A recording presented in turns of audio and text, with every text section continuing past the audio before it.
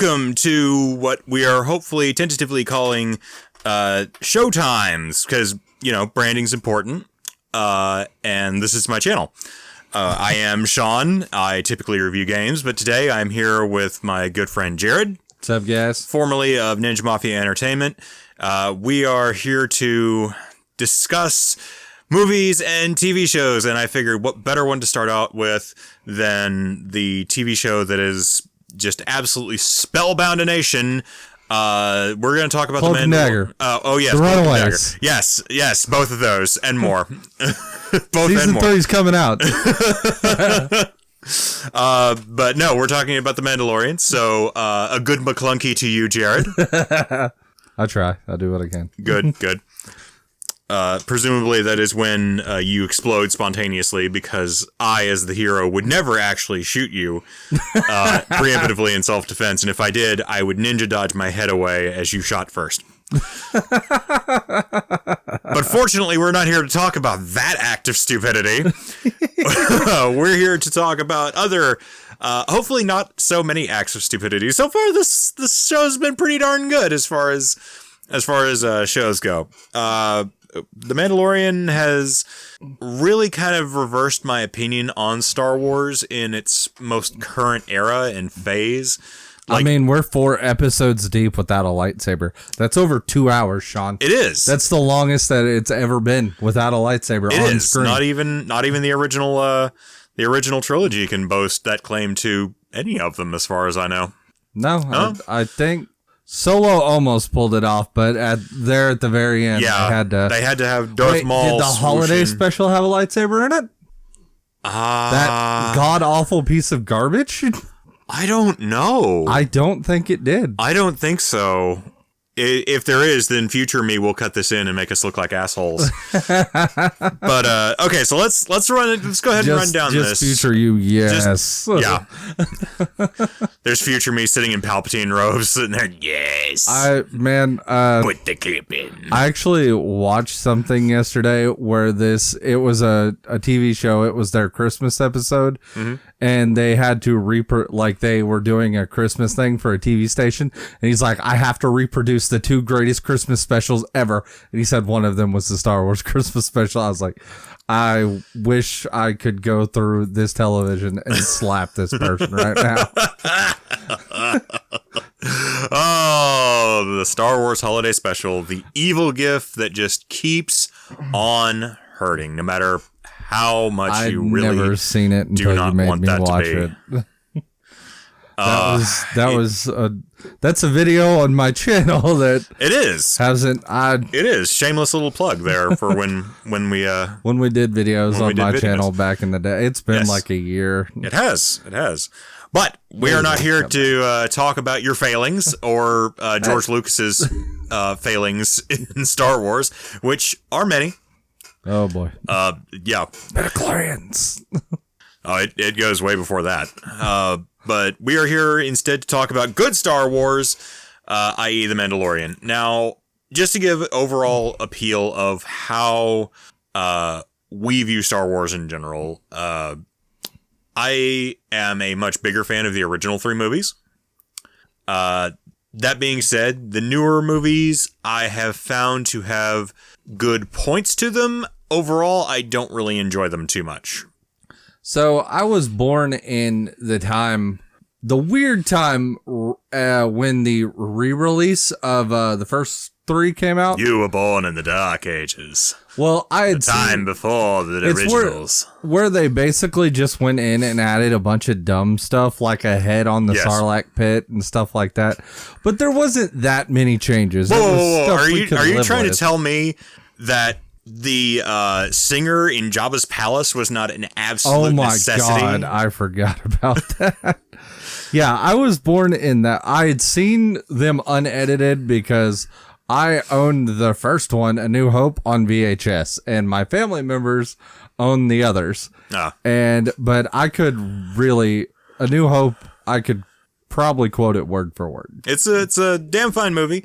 Like I say, was not a huge fan of the prequels. Still am not. Yeah, I was about, I think, it was like 4th or 5th grade when the prequels started coming out. Yeah, like we were just perfect. Oop, that's my phone. I need to just make that quiet.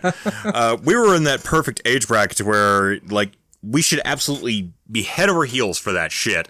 And I mean, going through the first time as like a 13-year-old, I thought it was awesome. Oh no, but no, I knew something was horribly wrong see, when I first you're watched older them. than I am. You're a few years, and you've always like we didn't know each other back then, but No. you kind of had.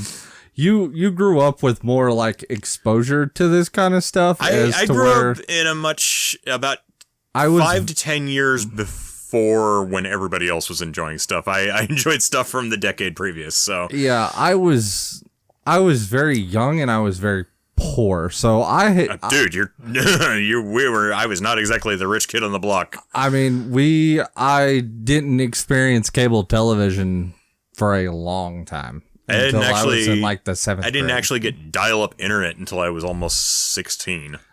And by that point, high speed was a thing. So that was just a circumstance of where we were born and when. But regardless of all that, getting back to Star Wars, we can talk about our own troubled childhoods and how I'm assuming like your dog beat you when you were a child and you were forced to sleep outside. No. As far as Star Wars goes, I like this the most so far.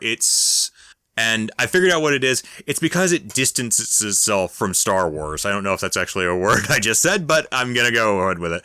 Outside of like 1 or 2 parts, it exists in its own unique state. It does not have to be beholden to Star Wars in order to exist.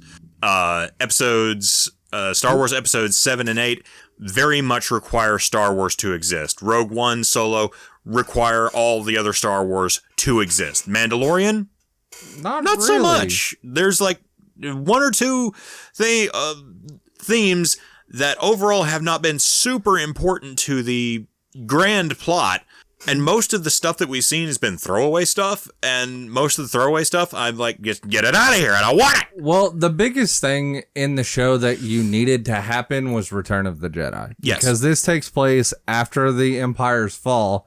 And you're kind of still seeing, it's like 5 years after, and you're still seeing the fallout. Yes. Like, people are trying to, use Imperial money. And it's like, that isn't a thing anymore. Like, I like the idea of it, what happens when a regime falls? Yes. Like, especially something as big as the Empire.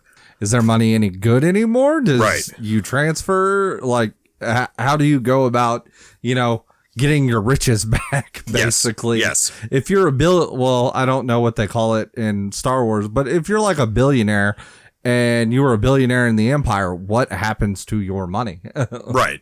That was one of the more interesting things is they handed him different currencies. Yeah. When he was like, when the Mandalorian first finishes, let's go ahead and jump into the first episode. First episode, up until episode 4, I thought was the weakest one because it has a bunch of the aforementioned stuff that episode relates 4 to just previous Star Wars that continues my questions about other stuff. Well, we'll get to that. Yeah. We'll get to that. But episode 1 starts up. He's hunting this awkward comedian guy in makeup. I don't know who he is, but that's and you'll forgive me for not knowing who he is, but you'll have to because I don't, and I don't care. He's just kind of stumbling around. He's like, "Oh, you're a Mandalorian. I'm gonna wander around your ship and look through all your stuff." And he's poking buttons, and he opens up his weapon closet, and he keeps talking about Life Day. And I'm like, "Don't fucking remind me of Star Wars Holiday Special, you goddamn piece of ass!" And until finally, he throws him in a little carbonite freezer on his ship. That also raises the question: how quick did these things become compact? Because that shit, like on Sky City, you had to throw somebody in a room. Yeah, no, that was my biggest question. It's like, last time we saw that took up an entire fucking floor in order to try and freeze Luke Skywalker. And I mean, they could have invented portable versions, and we were just looking at an old school. It was just never defined. They could have. They could have. Again, it's one of those things that I hand wave away, and I'm just like, all right, whatever. It's Star Wars. Yeah. You got to have Star Wars in there somehow. So this is what they have in Star Wars. So it turns out he's part of this bounty of people that he's been having to hunt down.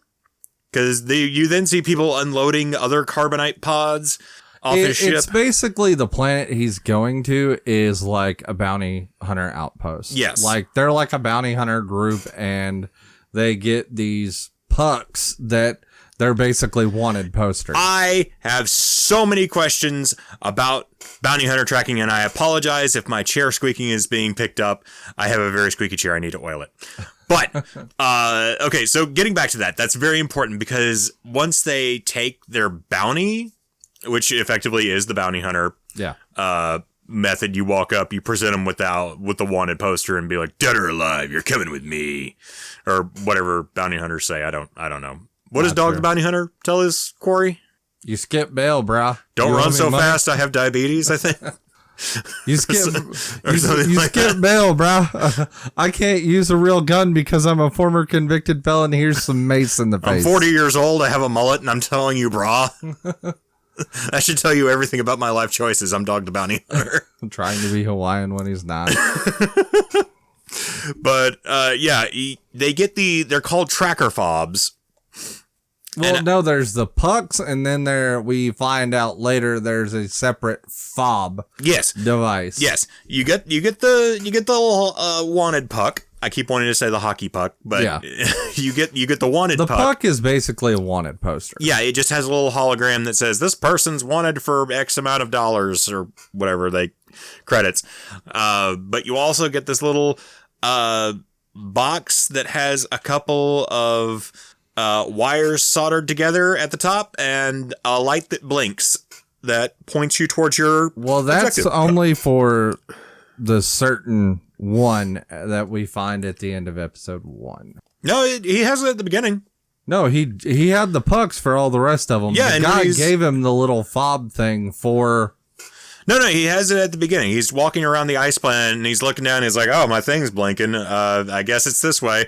He goes, boop, boop, boop, boop, boop, boop, boop. I'm moving my hands around, by the way, for those who can't see, because this is an audio podcast. I don't either. It infuriates me. But it's one of those things I'm like, you know what? It's okay. This is science fantasy, and this is using science fantasy rules. I'm okay with that. It's not trying to explain anything. There's not this long-winded explanation at the beginning of the episode where it says, Star Wars! It's here! And there's bounty hunters with these tracking pucks, and they go across the systems, and they hunt people. Biggest, I have 2 guesses for how it would work, but it's kind of thrown...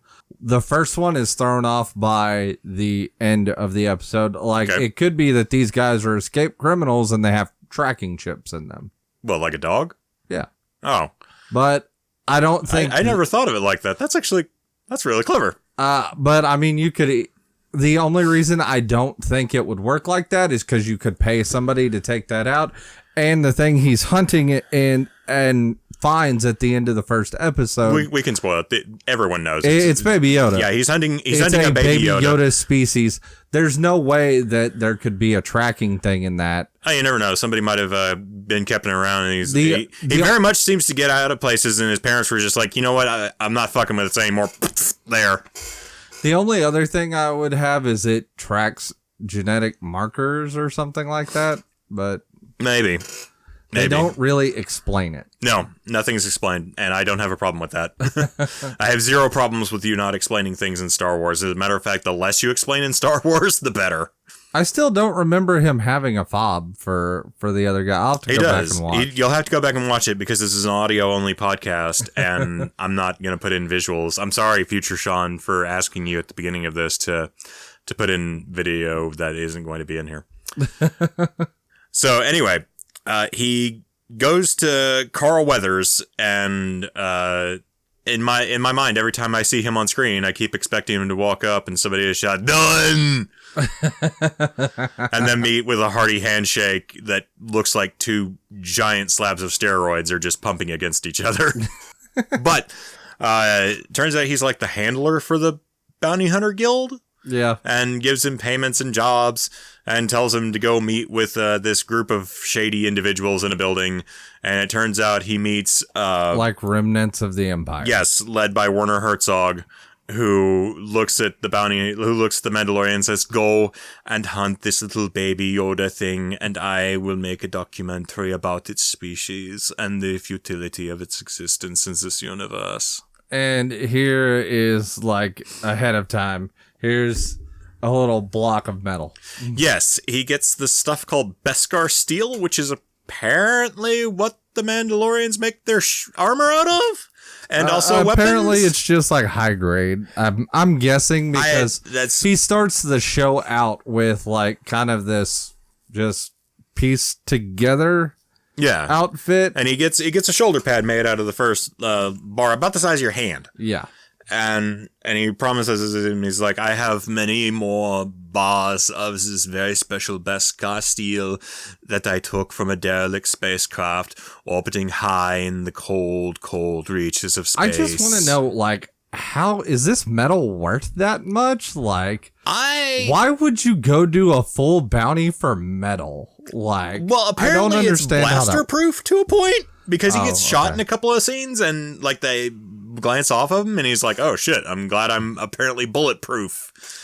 I guess I don't understand how that nobody does. Nobody does. It's Star Wars. No one understands how Star Wars works. George Lucas doesn't understand how Star Wars works. His helmet is already made out of this material. Yes. And then I guess he gets the shoulder pad and more so later on. Yes. So he goes off and he gets the bounty to go hunt this bizarre thing. They don't tell him what it's about. And they promise him up on not Tatooine. He shows up on some ass planet. That's something I love about this. You don't know any planet's name. No, they do not tell you. No, it's just you're on planet. Have fun. Yeah. Is it Tatooine? Is it Jakku? Fuck you. That's what it is. And I'm like, I'm just like, good on ya. I don't need to memorize a textbook's worth of fake planet names. Just let me be on the goddamn planet. And sure enough, he goes down and he gets immediately assaulted by giant fish with legs that kind of fuck his shit up. They remind me of the toad from the Dragon Prince. I don't know if you've ever seen that. I don't think I've seen that. There's a weird looking toad on it. That's what these things basically look like with 2 less legs. Yeah, Jerrad watches some weird shit out there, everybody. I don't Dragon Prince is a good show. Anyway, I'll take your word on that. Sounds like some weeb anime shit. No, it's on Netflix. Oh, yeah, because Netflix has all the best programs we know. Anyway. Some of them. Before Disney pulled out. That's just the way it is. Netflix is almost there, and then Disney pulls out, and then you're just screwed. No, now they partnered a deal with Nickelodeon to try to save their asses. Yeah, that'll work well. It's like, we're going to go to your biggest competitor, who's not really been that much of a competitor. Yeah. We're going to get Teenage Mutant Ninja Turtles and Power Rangers. Oh, shit, you own Power Rangers still, don't you? God damn it. No, Hasbro owns Power Rangers. Do they own it again? Hasbro bought Saban completely. Like, Disney owned Power Rangers, then Saban got it back, then Saban got bought by... So everything pretty much that Saban owned the rights to is now Hasbro's. Damn. So we're talking, we could have many reboots coming, Beetleborgs and VR Troopers, and that's exactly what we need. Oh, tattooed space teenagers from Beverly Hills. Oh my god. Whatever the fuck that show is called. That was like on USA or something. I don't even remember it. You apparently know more than I do. Anyway. I Googled it one time because you told me about it. I was like, this can't be a thing. It was a thing. I'm glad you remember it more than I do. For like 13 episodes. I'm glad you remember my joke more than I do. So he goes down there and he gets attacked by fish, land fish things, and he meets Space Nick Nolte, who I think sobered up sometime between his career because he doesn't sound like he's trying to die, and he looks like he's not lived in a sewer. So he pulled a Robert Downey Jr. Not quite. Not that great of a comeback. No. But Space Nick Nolte comes up to him and is like, oh, you need to get to the other place. I'll show you where you are. Just give me like a bottle of gin or whatever. And so... I've spoken. Yeah, that's his catchphrases. I have spoken. You'll lead me. You'll stay here at my not dumpster trash house tonight. I have spoken. On not Tatooine. And so he tells him that he has to ride the fish guppy thing, the land guppy thing. Fish guppies are a thing already. That's not... Land fish guppies. Land fish guppies. He has to ride one of those instead of take a speeder, and I don't know why.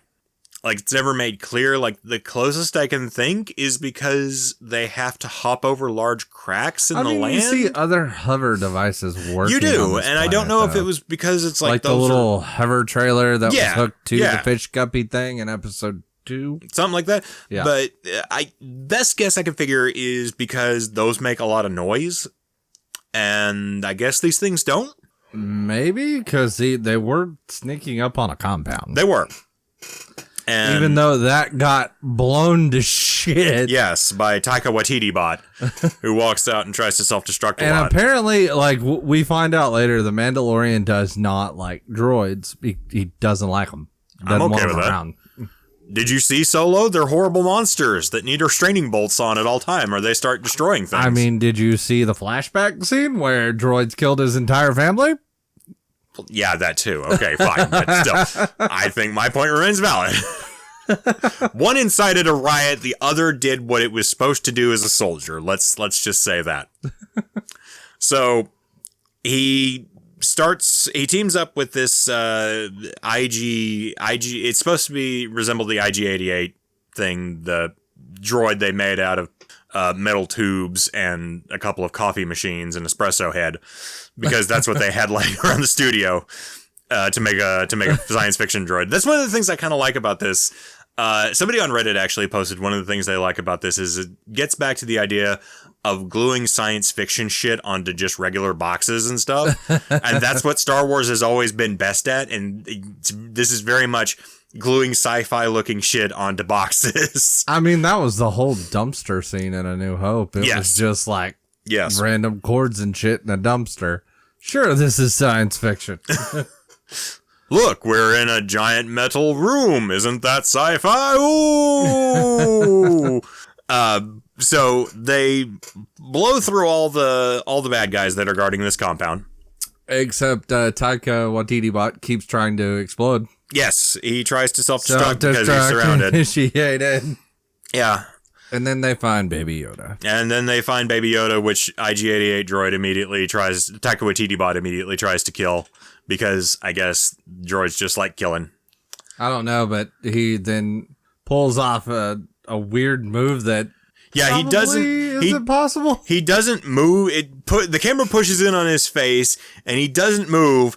And you see a blaster fire, and then it immediately cuts to his arm being raised and the bot falling over.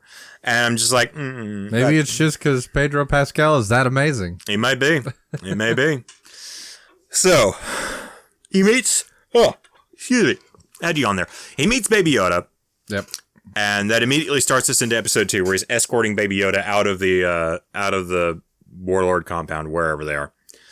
Yeah. And they come across another group of bounty hunters who have more tracker fobs for this thing. Yep. And Mandalorian immediately just starts killing everyone. Well, I mean, I could understand him doing this because this is bounty hunters fighting for money. Yeah. Yeah. No, I'm totally okay with this. Yeah. Like our main protagonist is this horrible, silent, man with no name style, person who just goes around killing people and telling you to go fuck yourself whenever he tries to make conversation with you.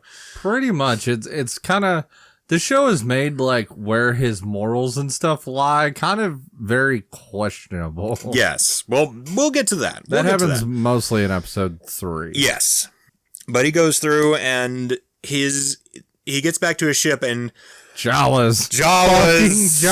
Oh, the horrible sand rats. I realize that probably sounds way more racist than it ought to, but they're the horrible things that just go around taking other people's shit apart and just being like, I immediately flash back to episode 4 where Luke's like, who would just want to slaughter Jawas? Everyone. Yes. Everyone wants to slaughter Jawas. Anyone who has had business dealings with Jawas is just like, fucking kill you all.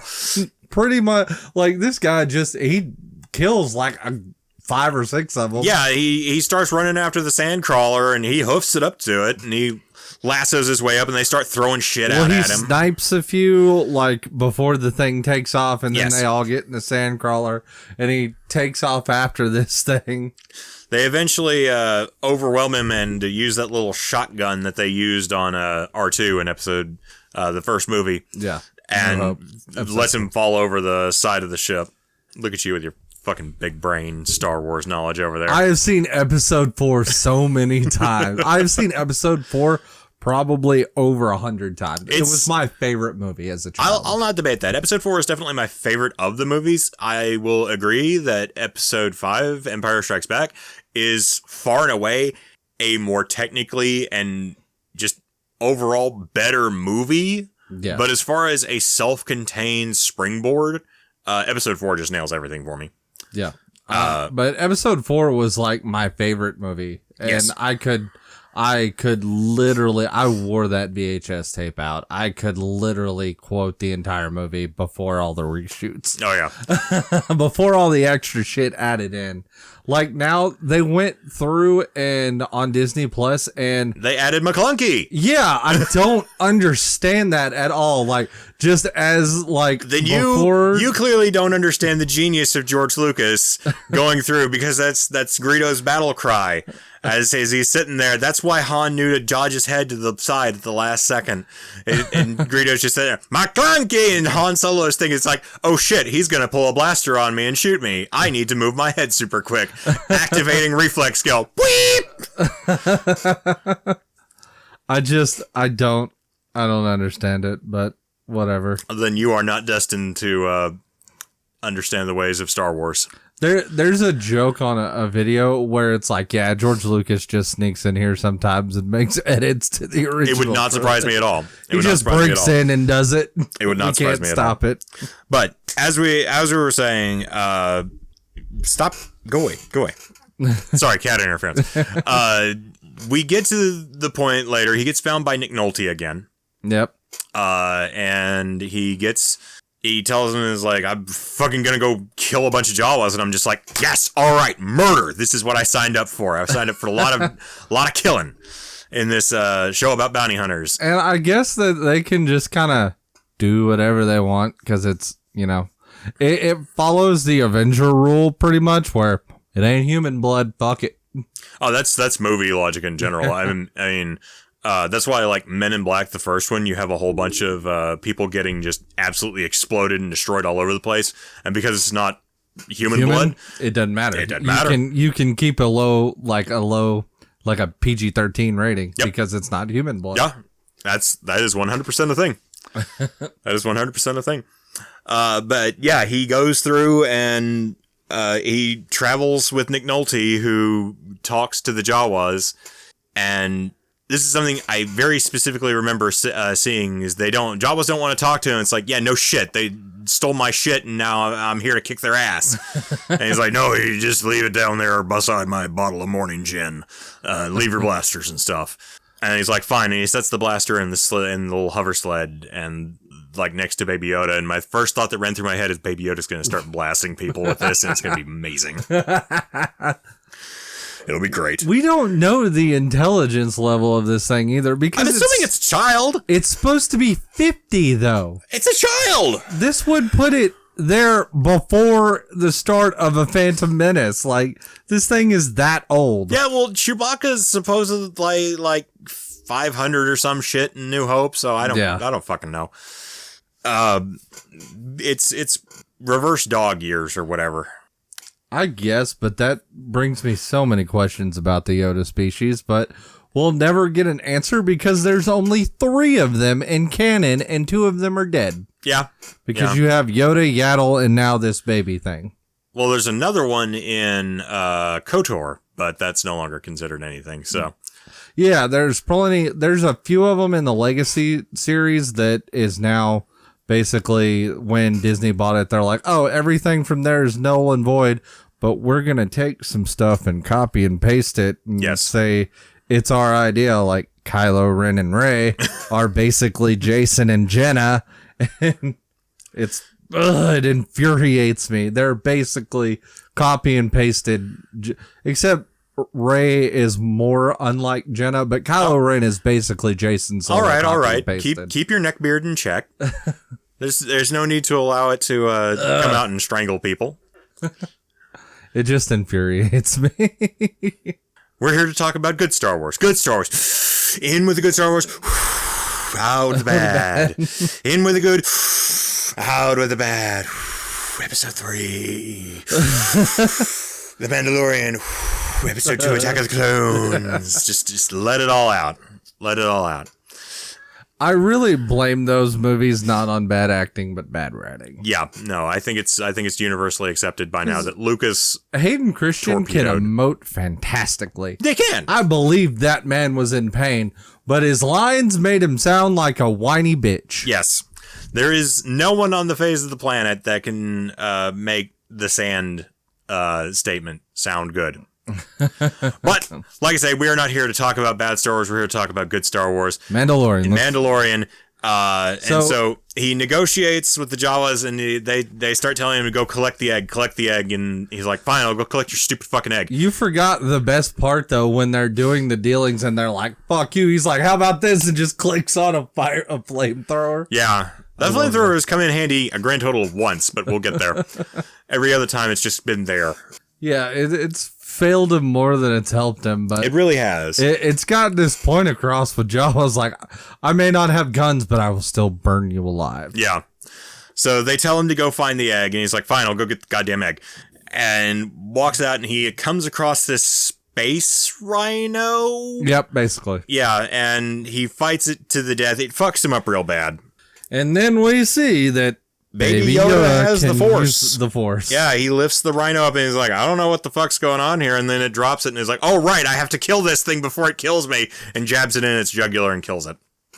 Thought it went for he went for closer to the brain. He may have. I don't remember. I'm truncating this because it's hard to talk about fight scenes in an audio format besides, and he punched him, and then he punched him again, and then he got punched, and then his chest plate got burped around. Yep. And then when Baby Yoda used the Force, he then slept for like 3 days. Yes.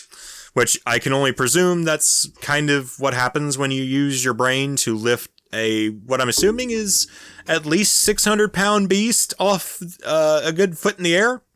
I don't know about you, but I would probably have had a nosebleed and popped a few blood vessels in my brain if I tried to do that. So I don't blame him. Yep. So he goes inside and he collects the egg. Let's call it an egg. It's basically a coconut full of nacho cheese. It's a coconut full of nacho cheese with a giant mop glued on top of it. Yeah. That apparently Ewoks just go fucking nuts for. You mean Jawas? Jawas. Ewoks too, probably. I don't know. Those cute little teddy bears. Yeah, those cute little teddy bears that go inside stormtrooper defenses and start stabbing them violently in the throat. Hey, have you ever watched the Ewok Adventures? Yes, I have. I have. Regretfully so. And it's still canon. In the Mandalorian, out Ewok Adventures. In Empire Strikes Back, out Canifer of Courage. Anyway, he collects the egg, he brings it back to the Jawas, who just dive into it and just like, egg! And start shoving it and yolk in their mouth. It's really fucking disgusting. It's really, wow, the audio is just a solid block there. I cannot wait to edit this. But, it'll be fun. Yeah, it's going to be a lot of fun. My ears are going to fucking kill me. So they go back and they put his ship back together overnight, pretty much. I thought it took place over a few days. It may have. Like, it'll take so long to do this. And then he's like, nah, just help me out here. Like, apparently the other guy built spaceships. I don't know. Nick Nolte's just like, just hand me my evening drinking jacket and we'll get to work. And they get the ship repaired and he flies off. And that leads us into episode 3. I remember we had a conversation after the second episode. You're like, he just needs to kill this fucking kid. He does, honestly. I kept telling you it's not going to fucking happen. It's not. And I'm honestly glad he didn't, because we get to episode 3, which is so far my favorite episode of the entire series. Yep. He gets back to Spaceport, Bounty Hunterville, drops off the kid. Yep. With Werner Herzog and his weird little assistant. And asks... Which there's actually a really funny story I heard about this. I mean, you knew something was going to happen right then and there, though, because he asked, what are you going to do with it? Yeah. Well, no, not about that, but about the Yoda baby. They set everything up and they shot it with the puppet. Yeah. And then the director was like, okay, we need to set up and reshoot for CGI. And Werner Herzog leaned in and he looked at the guy and he said, do not be a coward. Use the puppet.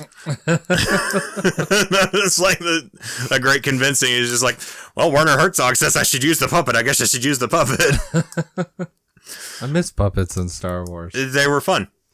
But he brings it back there and he gets all the metal and he takes it back to the bounty hunter place where we find more bounty hunter people. More Mandalorians. More Mandalorians, yes. Apparently on this bounty hunter planet, there is like just a hangout for nothing but Mandalorians. I suppose. They got a bunch of kids running around in Mandalorian helmets. And every time he walks in there, I'm like, it's so dark in there. How does anybody not just trip and fall on their face? Apparently there are rules about their helmets too that I didn't know was a thing. I like that you're not introduced to that all at once, too. I like that they're parsing it out and being like, this is how we work as a society. And you slowly learn about it. It's not the scene in Star Wars Episode 1 where you get the information dump about how the Jedi rules work and how fear and suffering and hate and all that flow together and midichlorians and bullshit. And it just kind of counteracts previous Mandalorians that we've seen and stuff. Well, how many Mandalorians? Because we've only seen the 2. Okay. And they kind of suck. I'm just going to go ahead and say this. Wait, which 2 are you talking about? Boba Fett and Jango Fett? Okay, first of all, they're not technically Mandalorians. Okay, well, whatever. They wear that's a big Star Wars thing, but no, you don't watch these things, but I do not. Clone Wars and Rebels, we're introduced to many. You actually visit the planet Mandalore in those, and they remove their helmets all the time. Like, I'm talking on a regular basis. One of the main characters of Star Wars Rebels, her name was Sabine. She was Mandalorian, and she removed her helmet a lot. She only wore her helmet when she went into battle, basically. Well, I can't speak to that because I don't know anything about this series. I only subscribe to the official things Disney has approved me to think of as canon. So. It is. Rebels and Clone Wars is in the official canon. Well, then I really don't care what Disney thinks at all, I guess. These are... Rebels was made by Disney. I just need Werner Herzog to come in and say, do not be a coward. Watch the children's show about the Star Wars. You will enjoy them. And then it'll be okay. Then it'll be okay. You'll go watch I'll feel vindicated about sitting down and watching a children's show about lightsabers. Well, it introduces, like, Mandalorian... those shows introduce, like, Mandalorian lore, and one of the rarest items that I guarantee you will find a way to pop up in this show on a season, and that is the Darksaber. It is a lightsaber made by a Mandalorian Jedi, only one. I hope not. That sounds so stupid, and I hope it never happens. It's basically a black lightsaber. I hope with all my heart that it never, ever appears. It probably will. I will probably kill myself. It exists. It exists out there, and it's with a Mandalorian. So watch it be in Werner Herzog's possession, and that's why he's in the show. Behold, I wield the dark saber. And it's dark and blade, darker than any darkness. Well, ever it's basically made by hand. that weapon determines who the ruler of the Mandalorians is. I just want more Werner Herzog in the show. Darth Maul had it for a while, so who cares about Darth Maul? He's the shittiest Sith ever. I mean, you end up seeing him finally get his due in Rebels. He goes back to try to fight Obi-Wan, and old man Obi-Wan kills him very quickly. He shouldn't have. See, that he's not good. Darth Maul's not good. He's crap. Get rid of him. They gave him spider legs, and he still couldn't get the job done. Get the fuck out.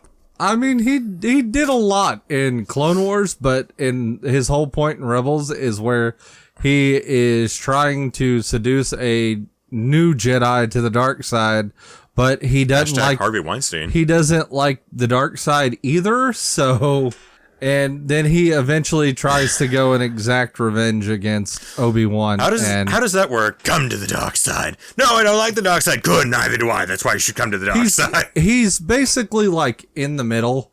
Like, he's definitely not a good guy, but he hates the Empire. And oh, he hates God, the you're going to Emperor. tell me he's a gray Jedi or whatever? Not quite. Oh, don't, please. That's the dumbest. Oh. He's one of those that believes that both the teachings have usefulness. I'm just going to start making Tina noises at you from Bob's Burgers whenever you start talking about this.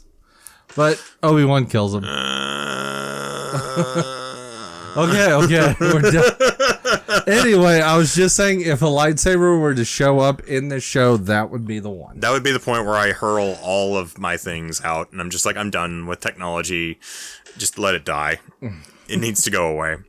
Anyway, he finally decides, you know what? Enough is enough. I can't, in good conscience, turn this child over to this group of very obviously evil people, and so he goes back and he starts shooting through stormtroopers. This is only after he collected the bounty and gets a whole suit of this fucking armor. Yes. from this metal that had showed up previously. Yes. So now he's decked out, and we get introduced to his official, non-official name. They call him Mando. I always thought that was just a shortening from Mandalorian. That's what Carl Weathers called him. Yeah, but I guess he doesn't have a name, so they just call him Mando. Yes, but before this, when he brings the Beskar in, and like a bunch of his other Mandalorians are standing there, is like, we don't like the fact that you work for the Empire. They've hunted and tried to exterminate us in the past. You're fucking assholes. And stop that. And one of them tries to pick a fight with him, and they whip out these knives and they start flipping through the air, and there's this weird sheen around it. And it took me a minute because they didn't set it up and they didn't explain it, but they're vibroblades. And it took me a full second to realize. It's like, because I just sat there, I thought, I was like, man, that looks cool. What is that? Surely they'll explain it, and they never do. And I'm just like, I've got it. I, as an audience member, don't need to know this. They don't take 20 minutes to explain how vibroblades are made and their importance and symbolism to the Mandalorian culture and that bullshit. It's just something that's there in the world, and as a Star Wars fan, I understand what they are, and if I wasn't, it wouldn't fucking matter, because it's just a cool thing that they have, and I can just be like, oh, that's a neat thing that the Mandalorians have. But they start to fight, and they all get calmed down because they get reminded of their Mandalorian code or whatever. This is the way. This is the way. By the blacksmith. Yeah. And he goes back and he just breaks Baby Yoda out, and apparently the Werner Herzog assistant wasn't such a bad guy because he was trying to slow the experiments or whatever. That we still don't know what's going on with it. Yeah, but that leads us to one more, like, the tracking pops. Yes.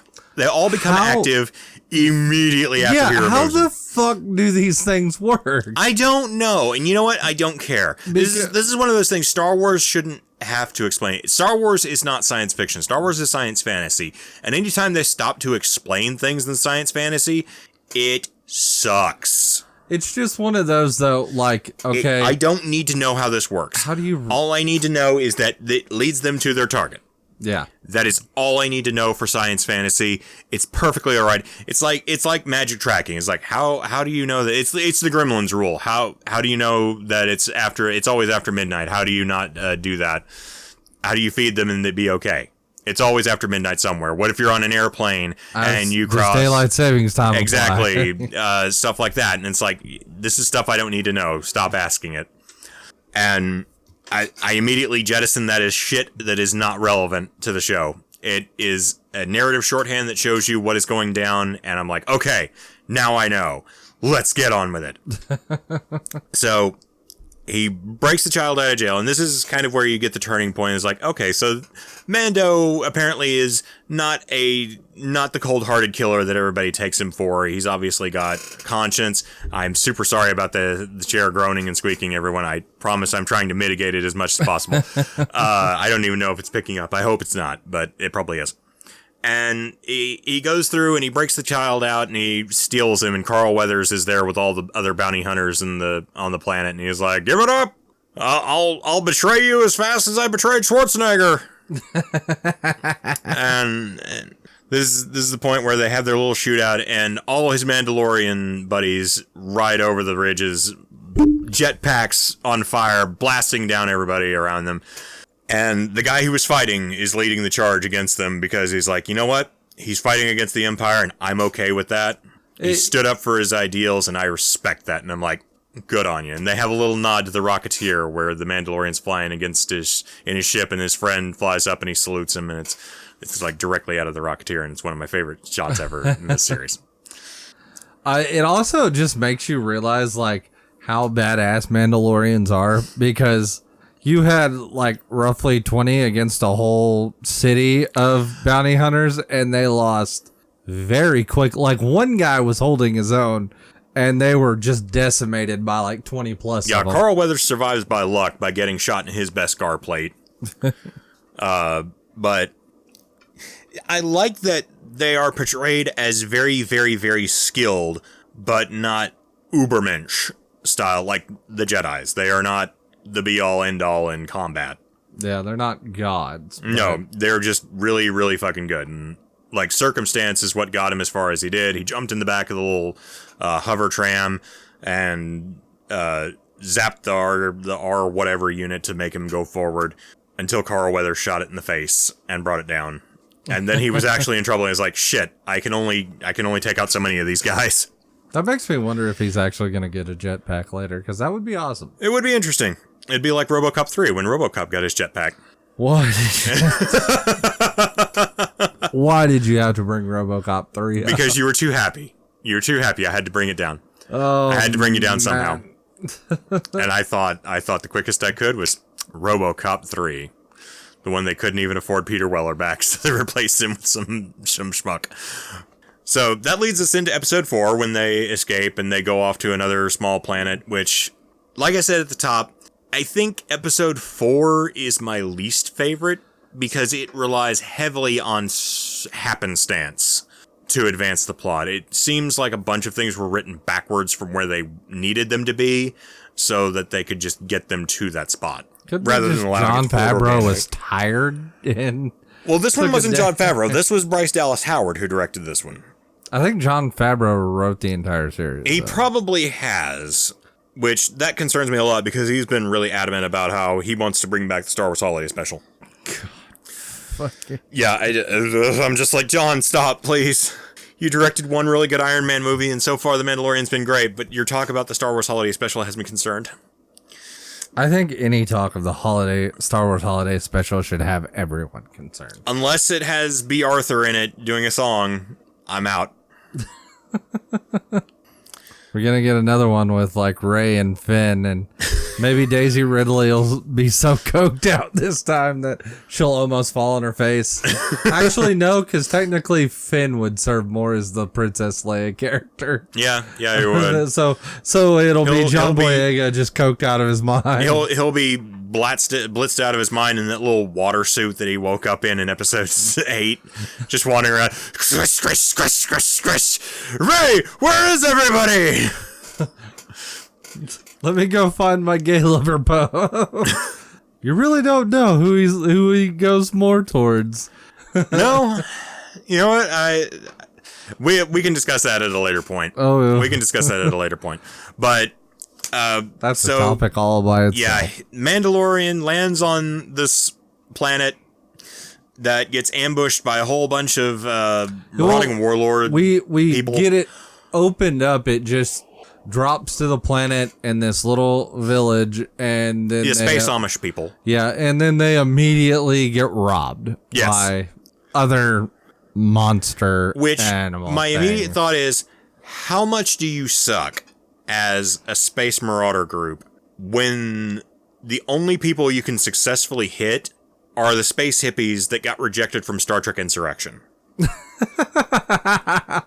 Probably. I mean, put it like this, though. If you were a small militant group, would you try to take over a big city, or would you go for a little town? What do these people have? They run in and they collect these little fish from these ponds that they can just be... They just run in and they're like, kill them all! We're space Urukai! Yeah, the resources these people had made me have questions about, like, why are you on this one little, like, is this planet have more shit on it that we don't know about? Or because these motherfuckers have an ATST. Yeah. Which, again, brings me back to the biggest issue with some of this stuff is how it has to relate back to Star Wars. And I feel that this could have been accomplished without the use of Star Wars. Like, you could have...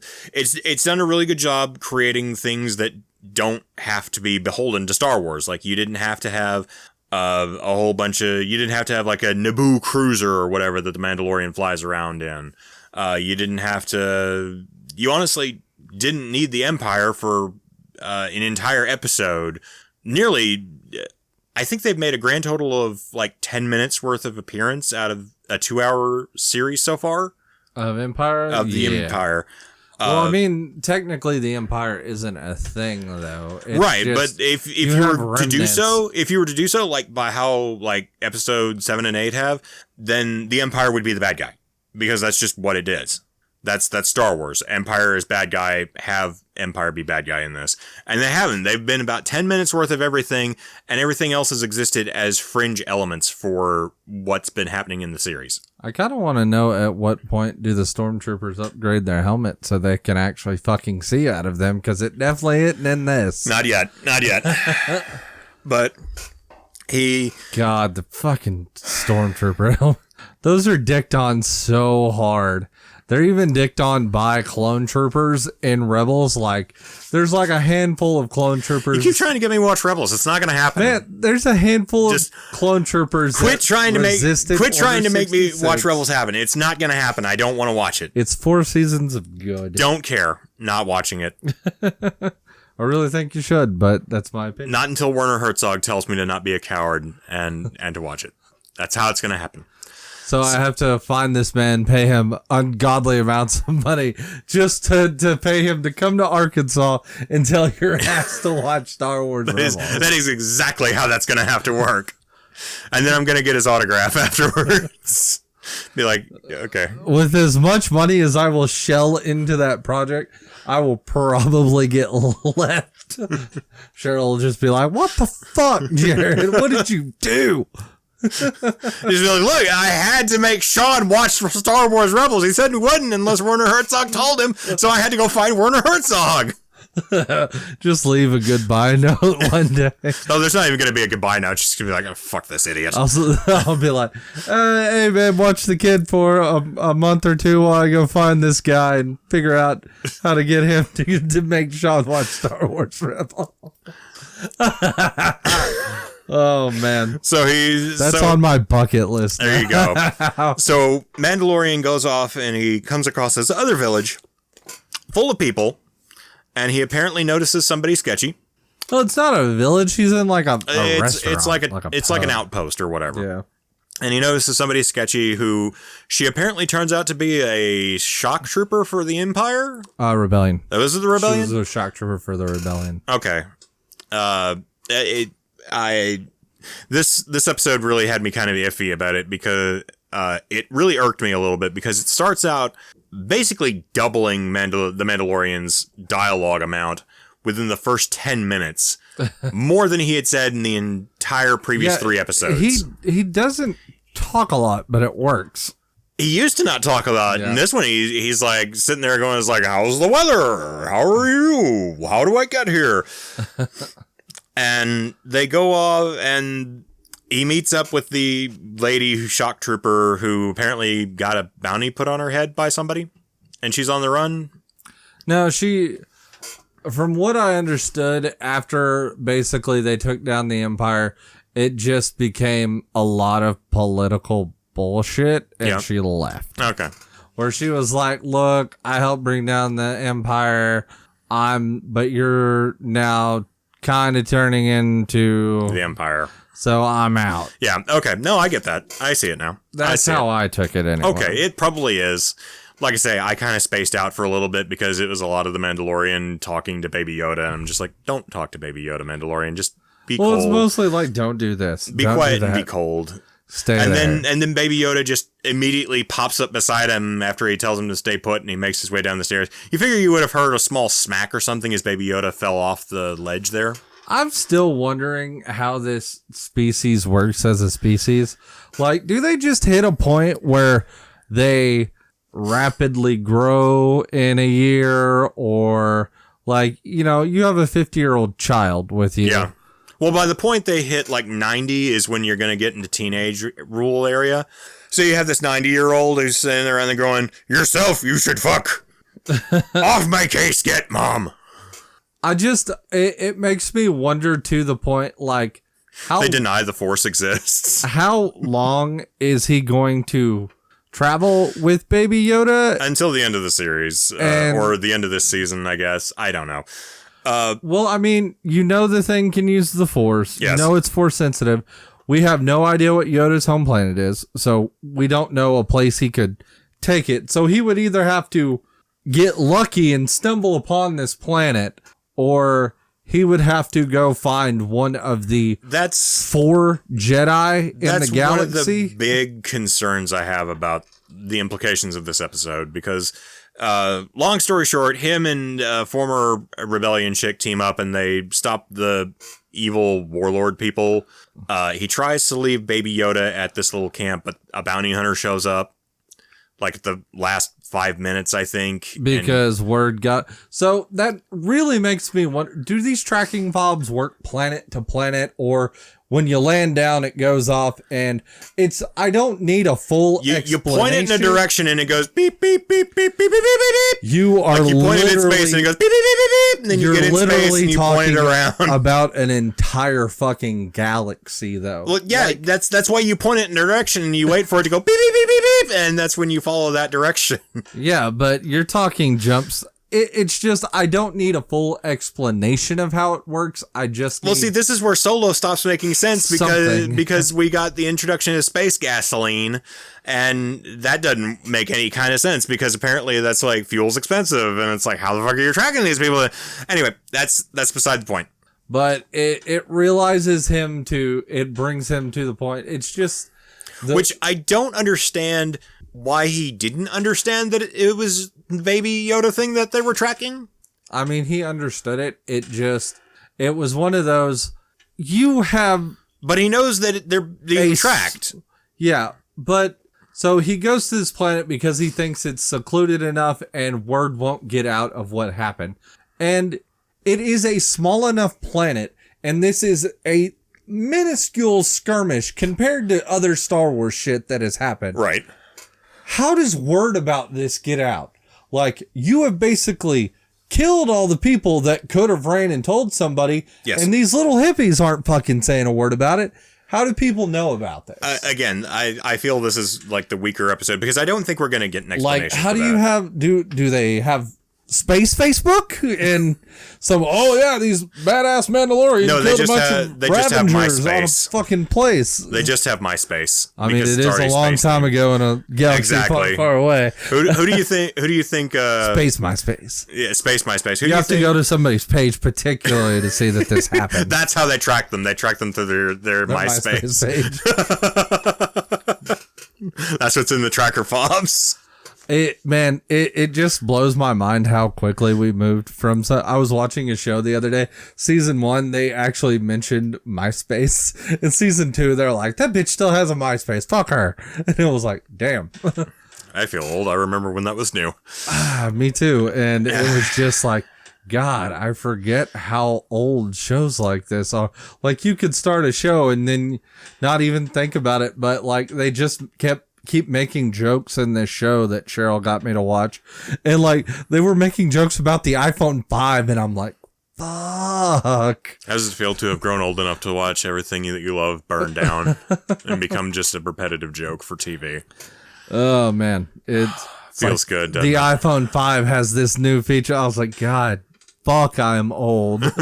I remember working opening day for Sprint when those came out and it was a fucking nightmare. Oh, it's a nightmare whenever an iProduct comes out. But we're not talking about iProduct. We've talked about everything but the fucking Mandalorian so far.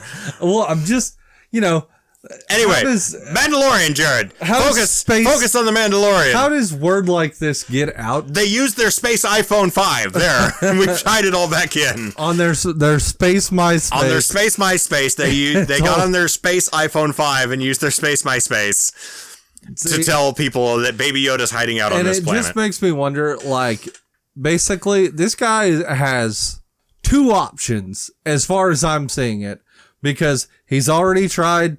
What are you doing, kitty?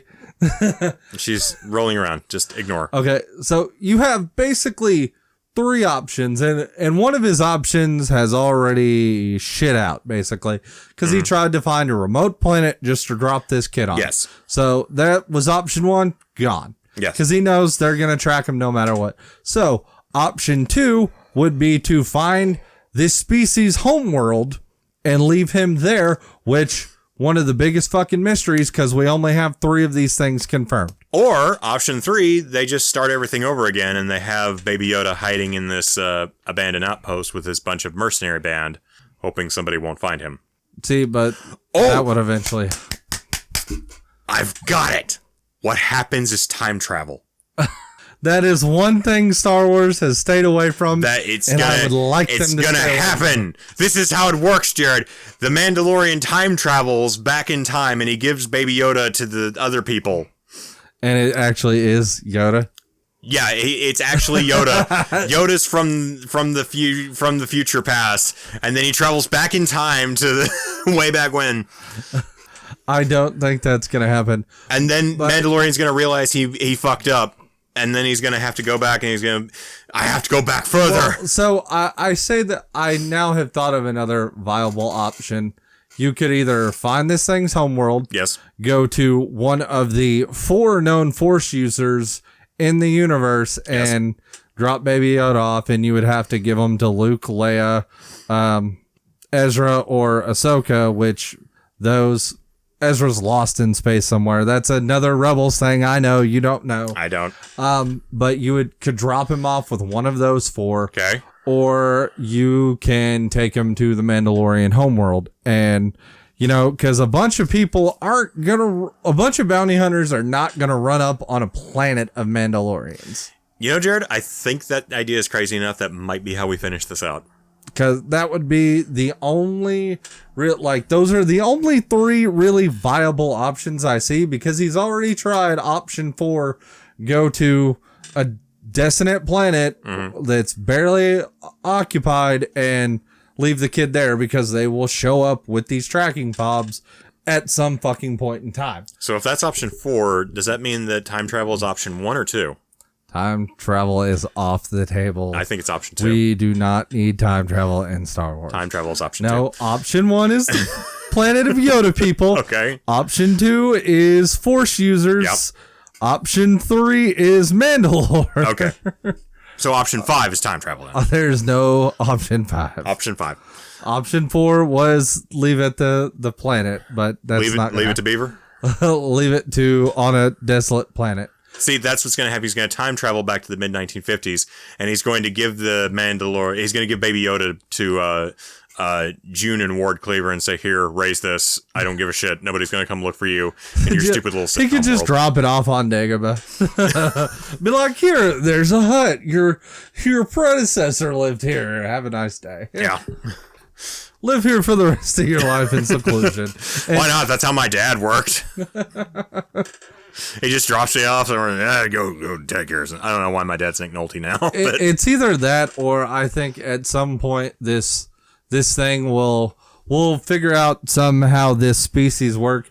I don't think they age correct. I think they probably may just hit a point in their existence these things may be Force based, and the Force just ages them up, because he can, their body can only handle so much force in this little small form. Maybe to fully embrace it, it'll evolve. Who knows? Into a Yoda-like creature. Baby Yoda evolved into Big Yoda. Basically, me. Big Yoda learned backward talk. I guess. And forgot cute. I don't know. That's my guess. But well, it's as good a guess as any. But like I say, so far I like this series. How about you? I like it. It's had it's had fewer missteps than most other Star Wars has in recent memory, and so I'm willing to give it a bigger chance. I think it's the most. That's the Sean, the game reviewer, crest of approval. It didn't suck as bad as the last one, so I'm giving it more chance. I mean, it has as much of a stamp of approval as I would give Rogue One. Why do you hate? First time? Why do you? Okay, the first time you saw it, then. Rogue One is good to watch one time. Yeah, it depends. I watched it a second time and I was like, this movie sucks. But you loved it the first time. I did. I got caught up in the zeitgeist. I'll freely admit, I got caught up in the zeitgeist. There were a bunch of people there. It was sort of new and fresh, and after the stale taste that Episode 7 had left in my mouth, I was like, this is interesting enough, I guess. And then I watched it again, and I was like, this isn't interesting enough. I like Episode 7 more, I think. At least those people had personality. I don't hate... well, the reason Rogue One didn't work is because... Jerrad. You didn't need to care. Jerrad, we're not here to talk about Episode 7 or Rogue One. We're here to talk about The Mandalorian, which we have talked about at length. So much so that this has gone on way longer than I actually intended. I'm so very sorry for everybody. If you're still here... You might have to split this thing up. Fuck that. I'm not splitting anything up. They're listening to this. This is a podcast, goddammit. I've listened to like 4-hour podcasts before, this is true. So. I hope everybody listening has enjoyed this. We'll try and get less squeaky chairs in the future.